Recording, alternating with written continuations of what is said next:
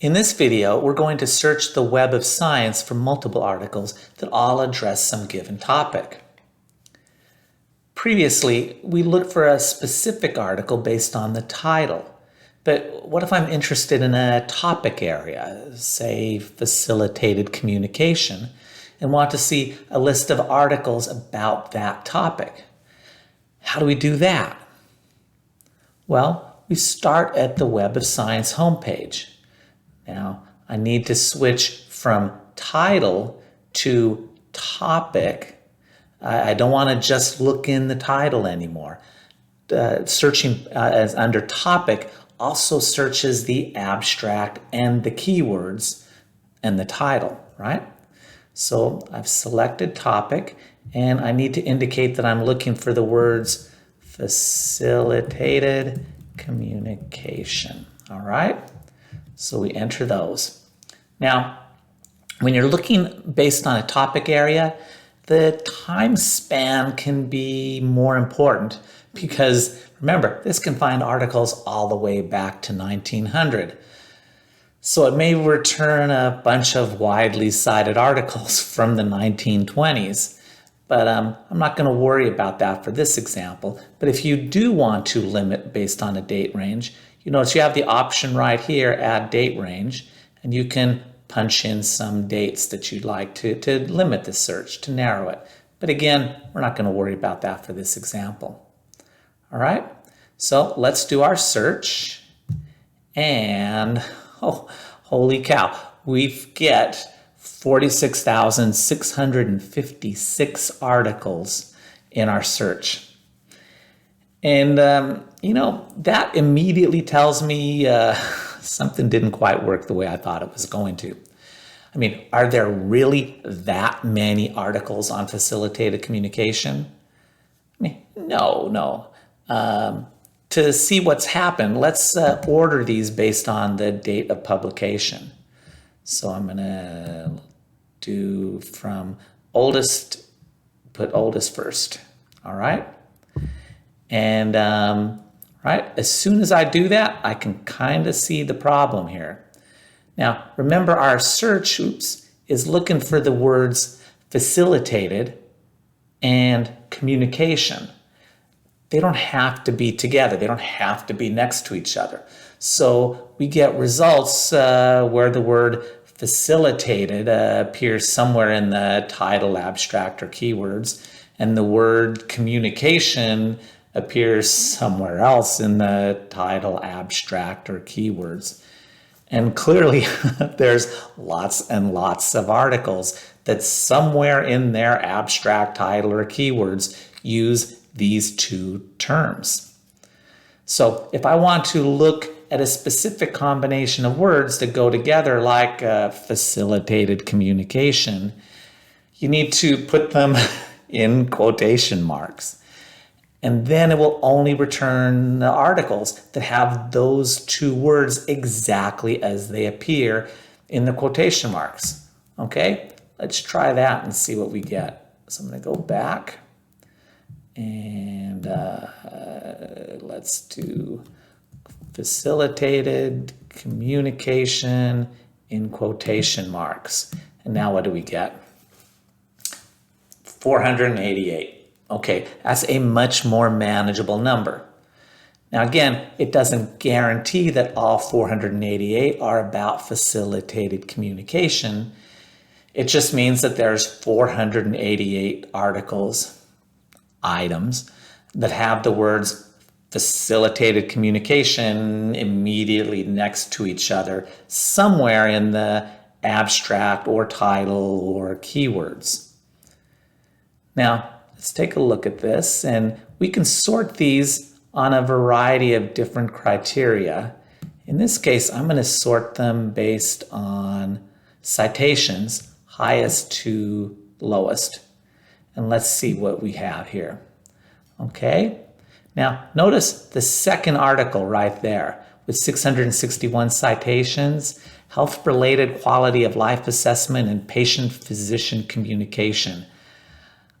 Doesn't seem to be what we're looking for, does it? That seems to be talking about patient-physician communication, it's right there in the title, not facilitated communication the way we're thinking of facilitated communication.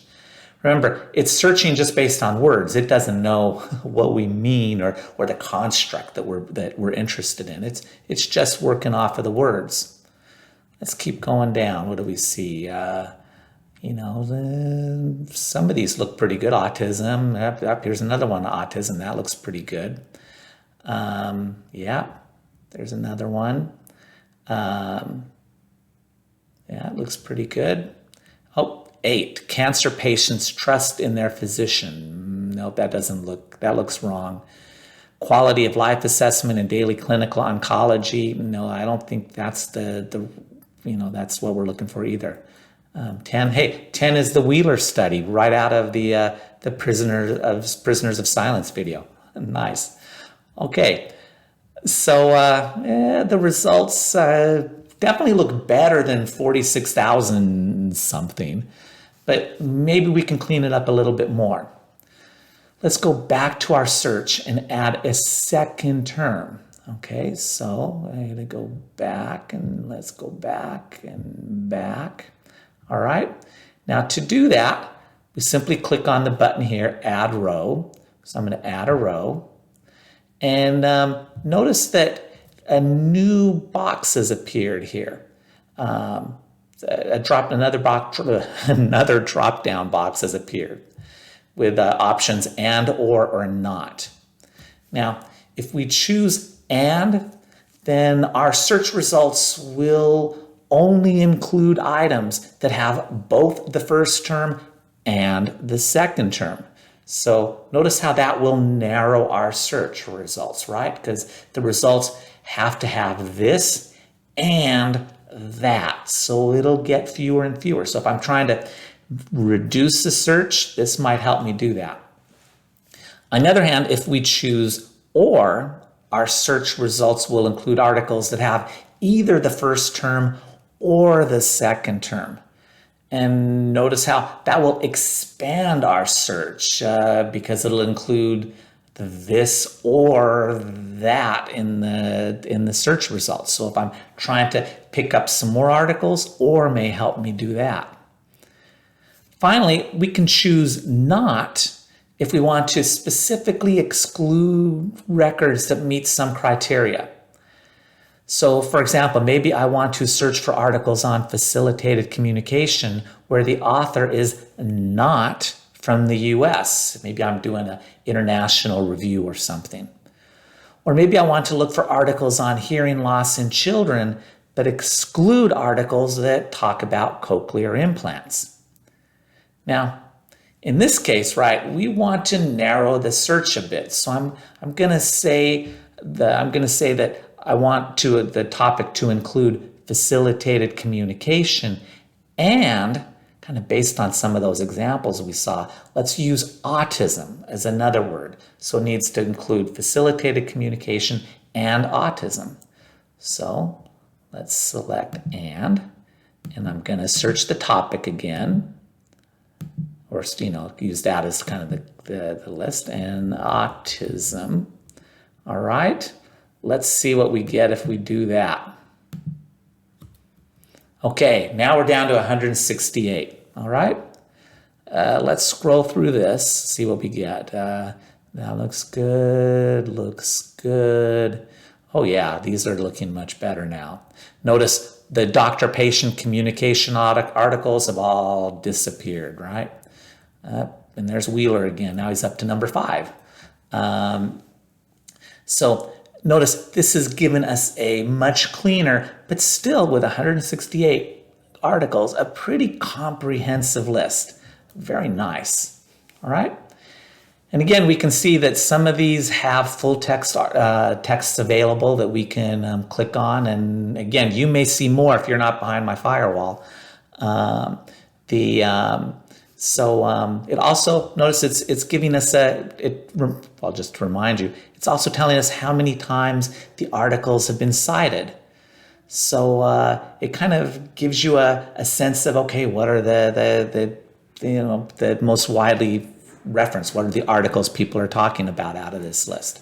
So again, very nice, a very nice, efficient tool if we're trying to look for articles in some given topic area. All right. Now, with that, let's wrap up this video.